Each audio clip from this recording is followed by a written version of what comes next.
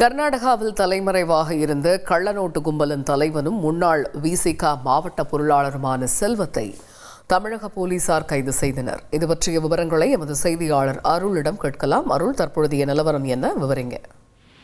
வணக்கம். கடலூர் மாவட்டம் திட்டக்குடி அருகே உள்ள அதனத்தம் கிராமத்தைச் சேர்ந்த முன்னாள் விசிக மாவட்ட பொருளாளர் செல்வம் என்பவருக்கு சொந்தமான விவசாய நிலத்தில் உள்ள பண்ணை வீட்டில் கள்ளநோட்டு அடித்த வழக்கு தொடர்பாக ராமநத்தம் போலீசார் ஏற்கனவே 7 பேரை கைது செய்தனர்.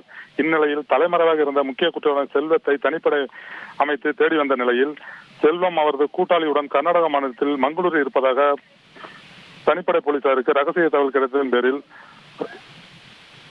உதவி ஆய்வாளர் ஜம்புலிங்கம் தலைமையிலான தனிப்படை போலீசார் கர்நாடகாவுக்கு விரைந்து சென்று அங்கு அவரை கைது செய்த. மேலும் அவரின் கூட்டாளியான செல்வம், பிரபு, வல்லரசு, பெரியசாமி, ஆறுமுகம், சூர்யா ஆகிய 6 பேரையும் பிடித்து ராமநாதம் காவல் நிலையம் அழைத்து வந்து விசாரணை மேற்கொண்டு வருகின்றனர். கள்ளநோட்டு வழக்கில் முக்கிய குற்றவாளியை செலுத்திடம் போலீசார் விசாரணை மேற்கொண்டு வருகின்றனர். செல்வம் கள்ளநோட்டு அச்சடிக்கப்பட்டு அவர் எங்கு யார் மூலம் கொடுத்து மாற்றியுள்ளார் என்பது விசாரணையில் தெரிய வரும். தகவல்களுக்கு நன்றி அருள். செய்திகளை உடனுக்குடன் தெரிந்து கொள்ள உடனே சப்ஸ்கிரைப் பண்ணுங்க.